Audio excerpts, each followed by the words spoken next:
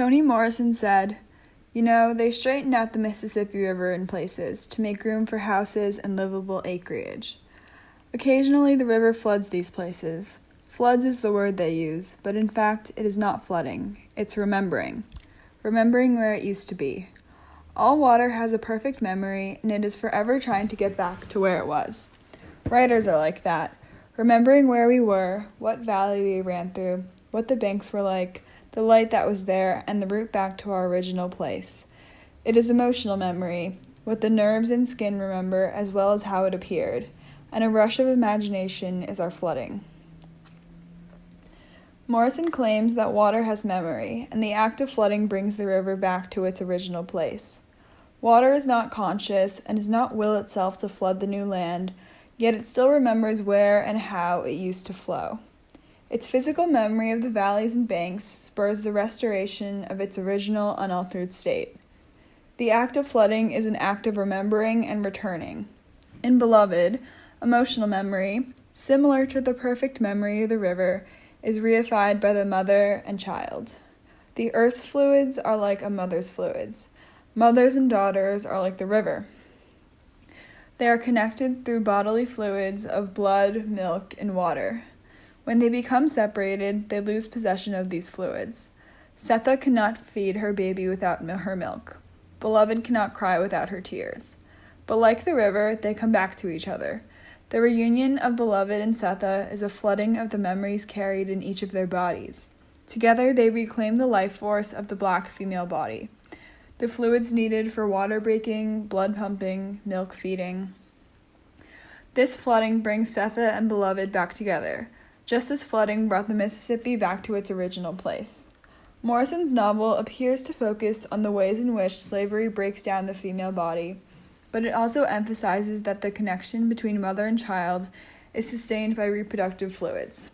The maternal relationship is felt and remembered not in the mind, but in the body. Mothers and daughters begin in one body, and they are connected through reproductive fluids for the rest of their lives. Beloved is fiercely aware of her link to Sethe, affirming that, "I am not separate from her, there is no place where I stop." There is no visible separation of two humans. Beloved continues, "All of it is now, it is always now, there will never be a time when I am not crouching." As if she is still crouching in a fetal position within Sethe's womb. Here, the bond between mother and child exists outside of physical and temporal boundaries. The womb is not only an area in the body or a stage of pregnancy, it is the original place of the mother-daughter relationship. While Sethe is pregnant with Beloved, they share the fluids of blood and milk and water. They share a heartbeat. The memory of their connection forms in the womb, and it flows through these essential fluids of life. When a mother and her child become separated, the connective fluid of water disappears. In Beloved's recollection of memories that she did not personally experience, rather speaking for the millions of enslaved people who came to America through the Middle Passage, she remembers that, "If we had more to drink, we could make tears," and "We cannot make sweat or morning water, so the men without skin bring us theirs." The white men steal water from Beloved and deprive her of the natural functions of crying and sweating. The white men steal Sethe's milk, and she cannot feed her children. The theft of these fluids strips Beloved and Sethe of agency over their own bodies. The water and milk that used to flow through them both, holding memory and connection, is separated and contorted by slavery. When their connection is severed, mothers and daughters find their way back to each other. Beloved emerges out of the water 18 years after she dies, and Sethe's water breaks. Right in front of its door, she had to lift her skirts, and the water she avoided was endless. Meanwhile, Beloved is insatiably thirsty. The woman gulped water from a speckled tin cup and held it out for more. 4 times Denver filled it, and 4 times the woman drank, as though she had crossed a desert. Mothers and daughters need to be together, but Beloved and Sethe have been separated for so long that Beloved is desperate for water, and Sethe is releasing it from her body after holding on to it for so long. Later, Sethe will claim that she knew the woman walking out of the water was her child. I would have known you at once when my water broke. The minute I saw you sitting on the stump, it broke. And when I did see your face, it had more than a hint of what you would look like after all these years. I would have known who you were right away because the cup after cup of water you drank proved and connected to the fact that you dribbled clear spit on my face the day I got to 124. There is no clarifying conversation. These two women find and recognize each other because their bodies remember. The water that used to flow through them wants to return to its original place, where there was no separation between mother and child. Sethe's rational brain knows that she killed Beloved when she was a baby, but the emotional memory of her body comes flooding back, and the water she voided was endless. The reunion of mothers and daughters brings them back to their original place, the womb. Beloved describes what sounds like a reverse birth. Her face comes through the water. She chews and swallows me. Now I am her face. My own face has left me. I come out of the blue water. Now we can join. Sethe is the face I found and lost under the bridge. When I went in, I saw her face coming to me, and it was my face too. Beloved speaks about going back into the womb, to become one body with Sethe again. They rejoin in the water, the fluid that carries the memory of their connection. When Beloved says we are all trying to leave our bodies behind, maybe she wants to abandon her own and inhabit Sethe's. Beloved starts to wear Sethe's dresses and imitate her speech, walk, and laughter. She grows bigger as Sethe shrinks. She becomes the mother, and Sethe the child. Their coming together is a role reversal, but their relationship and their bodies are still defined by maternal forces. It is impossible to understand motherhood without discussing Sethe's only living child. Sethe gives birth to Denver in the forest, and as soon as Sethe got close to the river, her own water broke loose to join it.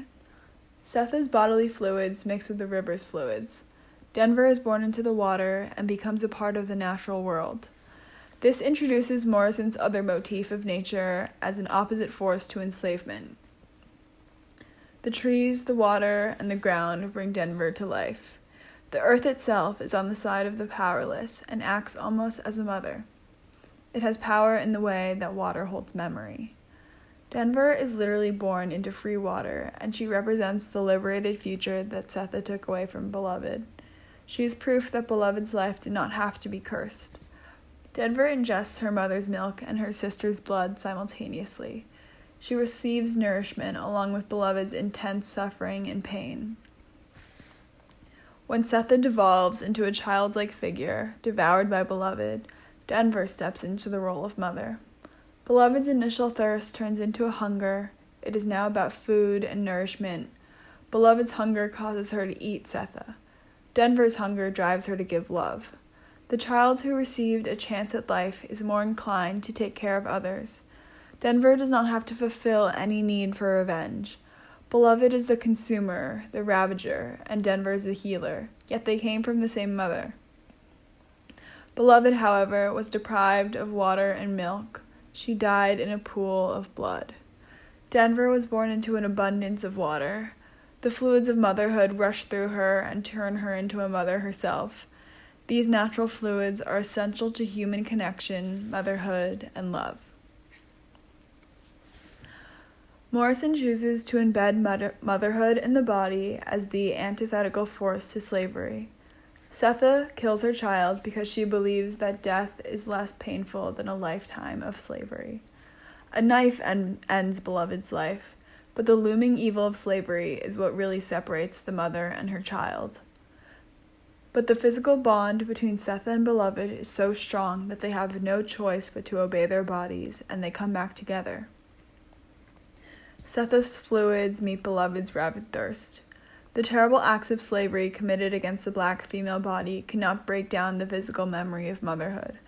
Sethe knows that the eventual abuse that she endures under Beloved does not even compare to the horrors of slavery, known by baby Suggs, Ella, Stamp Paid, Paul D., and Sethe herself.